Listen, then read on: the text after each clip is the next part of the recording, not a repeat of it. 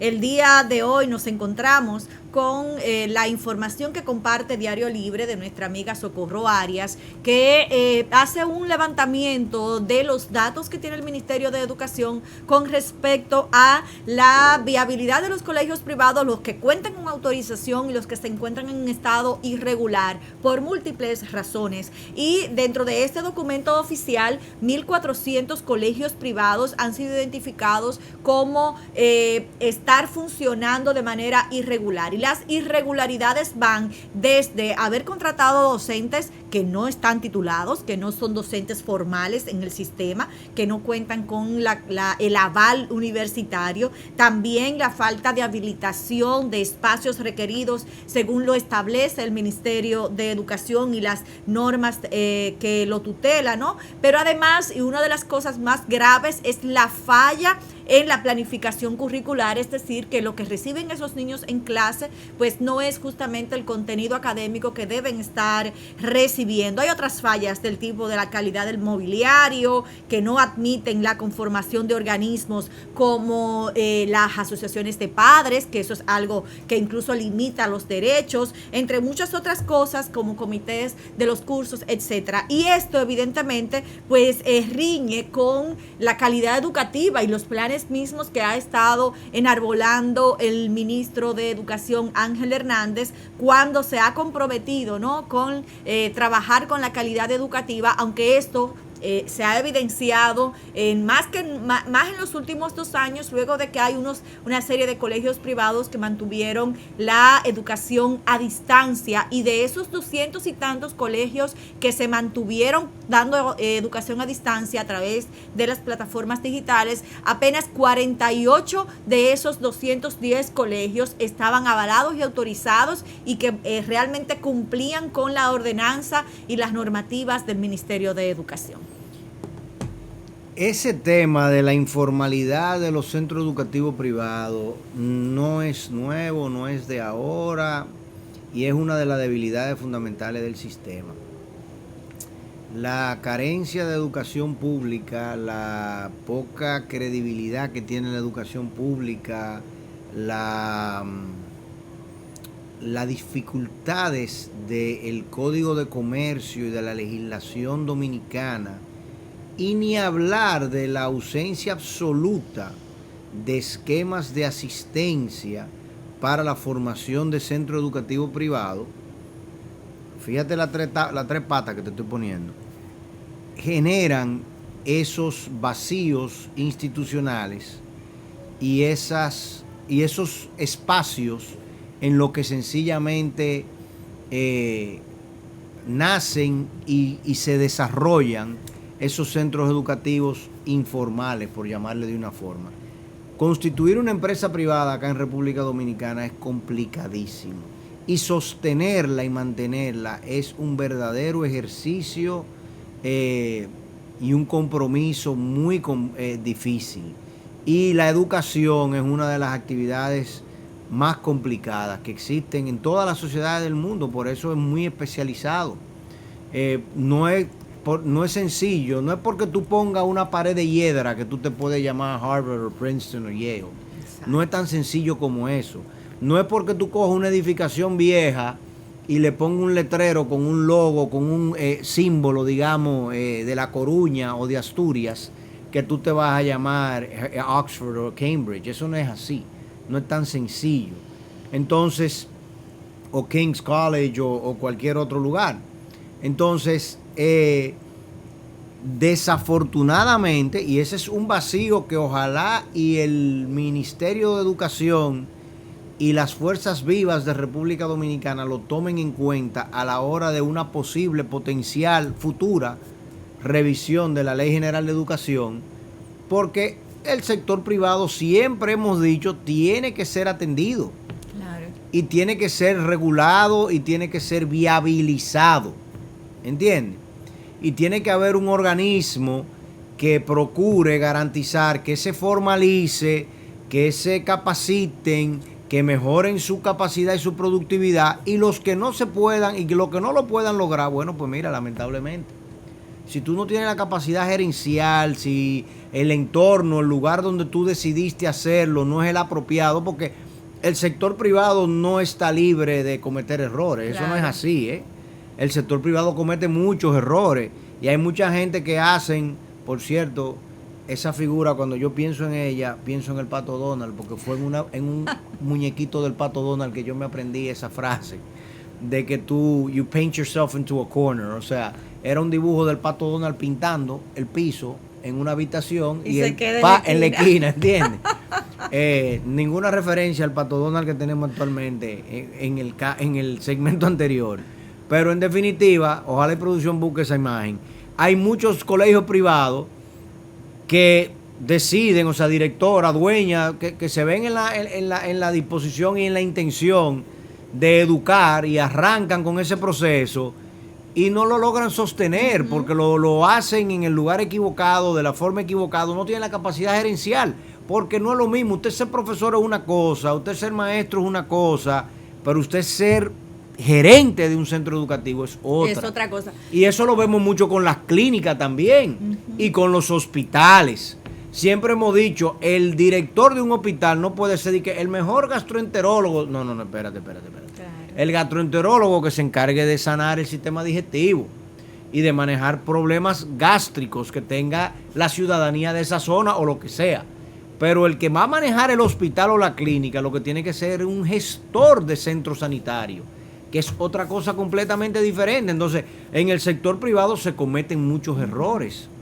Y no solamente en educación o en salud, en todas las áreas. Por eso tú ves tantos edificios y hoteles abandonados y de todo tipo de cosas. Solamente hay que entrar a la ciudad de Santiago para tú darte cuenta de cuántos errores ha cometido el sector privado. Sí. ¿Entiendes? A lo largo de los años, porque hay gente que se ve con mucha plata en la mano, no sabe qué hacer, pero entiende que ellos son que saben. Claro, y en el caso de la educación privada puntualmente, que en países como el nuestro, donde las deudas sociales son tantas, obviamente hay opciones que tienen que ofrecer, esto como en el caso de la educación privada. Hay otros países que tienen educación privada, pero realmente compite de manera sana con el sector público porque hay una oferta de cubrir los derechos básicos de manera equilibrada. En el caso nuestro, en el caso de la República Dominicana, pues tenemos muchos centros de educación privada que incluso son un compromiso familiar. La realidad de New Horizons, por ejemplo,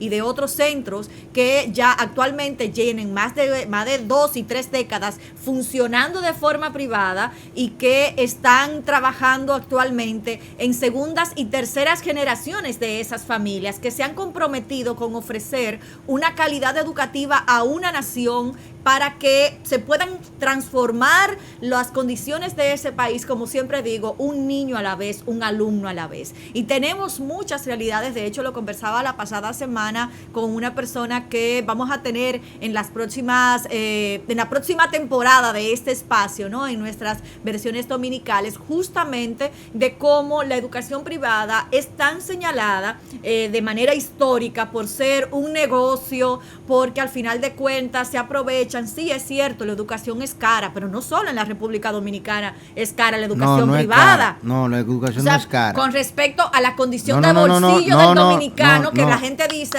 bueno, en el caso suyo tiene más información que yo. Es que no es cara, la educación no es cara, es costosa. Costosa, ok. Hay una diferencia fundamental. En el término, sí. En el término. Es importante uno utilizar las frases correctas. La educación no es cara, es costosa. Es costosa, es una realidad. ¿Sabes lo que es caro? ¿Caro qué es? Caro es cuando tú compras algo que te costó dinero y no funciona. Y es malo, ¿entiendes? Sí. Eso es caro. Pero costoso, ¿no? Costoso es que cuesta porque lo que tú estás recibiendo es un servicio que es distinto. ¿Entiendes? Entonces la educación es costosa. La buena educación es más costosa. Claro. Sencillo. Precisamente, y se hace mucho más costoso, como decía precisamente, porque al bolsillo del ciudadano las condiciones se le hacen complicadas, ¿no? Para poder acceder a eso. Y justamente ese esfuerzo familiar que se ha hecho en la República Dominicana, y hago énfasis en esto, porque si usted se pone a mirar de los colegios del sector privado, que mejor experiencia, mejor oferta le hacen a las familias dominicanas, tienden a ser, si lo queremos de una forma, un negocio familiar, porque hay un compromiso familiar que se ha empezado incluso con los hijos de esa familia matriz, y se ha dado el compromiso histórico de la calidad, de ofrecer una educación de calidad al país. Pero precisamente cuando hablamos de calidad al país, tenemos que hablar de ese hilo conductor que lleva del currículum a las aulas, y es justamente el docente. Y cuando nos ponemos a mirar la calidad del docente dominicano,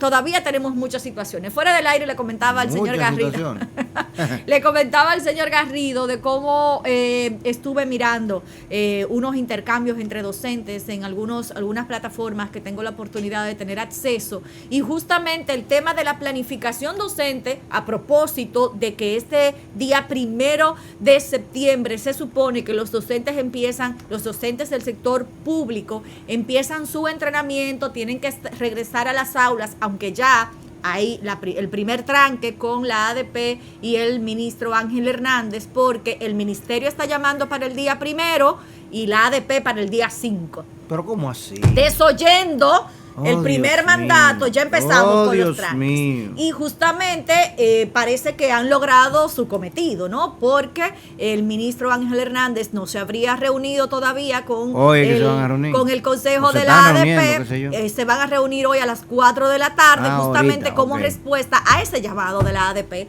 de que en lugar de que fueran el día 1, pues fueran el día 5. Ya le empezaron a poner la situación complicada, porque ¿por qué no, hermano? Pero sí quieren que le paguen septiembre completo. Sí, eso sí, al salario no se le puede tocar un centavo. Entonces, esos mismos más docentes, vacaciones necesitan. Esos mismos docentes, que aquí empezamos con un debate sobre la mesa, este debate de las ideas, que por un lado son docentes, otros son supervisores, otros son técnicos, pero nadie planifica el contenido. Y ahí vemos a los que tienen un poquito más de experiencia quizás, diciendo, mira, yo tengo la planificación del año pasado, del curso pasado, de segundo, de tercero. ¿Cómo así? Y empiezan los profesores a decirle, mira, pero ¿cuánto es? Dime, que yo la necesito. Y empieza una puja. El docente, que ya tiene la planificación hecha, no hay garantía de que él la haya hecho, o si también hizo lo propio y le preguntó a otro, güey, ¿cuánto por la planificación? Entonces, en estos espacios, en estos foros de docentes, ahora el tema de esta semana es, ¿cuánto tú me cobras para que me vendas tu planificación? Y entonces ahí entran las opiniones encontradas, docentes que les han reclamado que eso no es ser docente, que eso no es ser comprometido con la enseñanza, que se ponga a imaginar que eso mismo haga su alumno en el aula para comprar la tarea. Entonces ahí tenemos el debate del docente que es capaz de soltar de su dinerito, de su salario, para comprar la planificación, en el caso de que le alcance, porque hay otros que si bien tienen la intención, dice, guay, pero se me va a ir el sueldo con los 3 cursos que yo doy, mejor déjame ver cómo yo la hago. No es porque no la quieran comprar, es porque el dinero no les alcanza. En eso andan los maestros en esta semana. Y tú lo ves mal eso, ¿verdad? Desde la ética, desde la responsabilidad, desde el compromiso que se asume, yo lo veo mal. Si usted no está en la capacidad de hacerlo, entonces exíjale al sistema, no se meta en el tráfico. En el caso de que no esté capacitado, exíjale a su supervisor, a los directores, a los técnicos. Hay un distrito, una regional, hay a quien escalarle situaciones como esa. Que te atienden, ¿verdad? Claro. Y te entregan la información. Bueno, para eso se supone que están ahí. Hay supervisores y demás. Ese es el problema. En el ideal, ¿verdad? Sí, correcto. Mira, eso que tú describes, que te pasó en el fin de semana, ese coloquio que empezaron a tener los profesores, algunos de ellos buscando, ¿de qué estamos hablando, señores? Estamos hablando de que profesores, le dijo un profesor a otro, por favor, ubícame, tú que diste esa clase el año pasado, ubícame el programa de clase. Eso fue lo que pasó. La planificación. ¿Cómo aplicar el currículo al aula? ¿Cómo aplicar el currículo al aula, verdad? La implementación, o la planificación para implementar ese programa de clase. Y aparentemente hay uno de ellos con más experticio que hace eso y le cobra a los otros por brindarle esa información. A vuelo de pájaro, de manera preliminar, cualquiera que ve eso cree que eso es una falla ética, ¿verdad? Porque tú, ese profesor, está pidiendo auxilio y dispuesto a pagar por ello. Y hubo personas, hubo gente que lo extrapoló al aula, ¿verdad? Me dijiste. Que dijo, bueno, pero y los alumnos también pueden hacer lo mismo. No es igual lo del aula y eso. ¿Por qué? Bueno, porque en el aula se supone que todos somos iguales y todos estamos recibiendo una clase y a partir de esa clase que recibimos vamos a ser eventualmente evaluados. En el caso del docente, no todos los docentes tienen la capacidad de interpretar las exigencias curriculares y construir un plan de trabajo a partir de esas exigencias curriculares. De hecho, en general, cuando uno contrata a un docente, y en las escuelas públicas y en la privada pasa lo mismo, tú estás contratando a una persona para que dé una clase, para que ofrezca un servicio, operativizar, si se quiere llamar de una forma, el currículo escolar. No para que lo planifique ni necesariamente lo defina cómo se va a implementar. Entonces, ¿qué te quiero decir con esto? Que desafortunadamente el sistema tiene pocos técnicos, si tú le quieres llamar así, que no realmente el término técnico no está bien implementado en el sistema público y en el privado. Los colegios privados por lo general tienen también, le brindan también pocas herramientas a los profesores para que ellos sencillamente ejecuten la clase. Por eso tú ves que acá en New Horizons nosotros tenemos la figura del coordinador de las clases. Porque ese coordinador sí tiene la experiencia de aula, sí tiene el conocimiento curricular y sí tiene las herramientas pedagógicas y metodológicas para construir un programa de clases y los mecanismos de implementación de ese currículo. Y lo que hace con los docentes es entonces particularizar dicha implementación. Y el profesor lo que gana experiencia brindando el servicio de operativizar ese programa de clase. Entonces, yo no critico de plano ese profesor que está buscando herramientas para él poder brindar el servicio. Porque si él no las tiene, él tiene que buscarlas. Y no está mal que él la busque donde hay experiencia. Lo lamentable es que no se haya eso generalizado, institucionalizado, formalizado. Pero como decimos nosotros los economistas, cuando tú trancas la actividad económica, ella busca la forma, ella busca el espacio por el cual, es como en esa frase de Jurassic Park, ¿entiendes? Life finds a way. Entonces, por más que tú, porque en el parque jurásico supuestamente eran estériles los huevos nacidos, pero ¿qué pasa? Life finds a way, ¿entiendes? El agua busca la forma de llegar, de salir de donde tú la tienes trancada. Entonces, bueno, ese profesor no quiere perder su empleo, ese profesor quiere hacerlo bien, ese profesor anda buscando respuesta. No está mal que la busque en un foro público como una tribuna, un chat, un blog, etcétera, y diga por ahí que alguno de ustedes tiene experiencia dando esta clase, ayúdeme, que yo necesito darla. Y no está mal que el que tiene experiencia y lo hace bien diga, oh sí, claro, yo te lo doy y te cuesta tanto. Esa es la realidad del mercado, esa es la realidad del mundo laboral en todos los sentidos. Lo que nosotros como gestores del sistema educativo tenemos que entender esa realidad y buscar los mecanismos para que en cada espacio eso sea eficiente. El señor Ángel Hernández tiene un trabajo muy grande por delante, porque además de que este gobierno decidió perder el tiempo por 2 años y los gobiernos anteriores lo que hicieron fue cogerse el presupuesto o para expropiarse de terreno como lo que estamos viendo ahora o como para generar candidatura política de sus ex ministros, ¿verdad? Que a eso fue que se dedicaron y a meter compañeritos y a desvincular y manejar, desviar los fondos del Ministerio de Educación y crear obras públicas alternas, que era lo que estaban haciendo, y compra de libros y útiles escolares que nunca llegaban, la mochila de tu famosa amiga Yomaira. Ella es tía tuya, ¿qué es lo que está emparentada contigo? Yo sé que es de los mocanos, tiene relación con los sanjuaneros. Ay, sobre siempre, todo, claro. wow, Siembran plátano tenemos igual. una carretera directa, sí, ¿verdad? directa. Siembran plátano todos, son del Cibao y hablan con la I. Peligroso. La cuestión es que eso es lo que han hecho los gobiernos anteriores. Entonces, Ángel Hernández tiene una tarea muy grande por delante, que yo estoy claro que no le va a dar el tiempo, y lamentablemente este gobierno ya perdió la legitimidad política que se necesita para llevar a cabo una reforma del sector educación, como todos le pedimos, y una reforma de la Ley General de Educación, porque el rol de los técnicos que están ahí en el Ministerio de Educación, él va a tener que revisarlo y que cambiarlo, para que esos técnicos se conviertan en el soporte que este profesor que tú viste en ese chat te está pidiendo.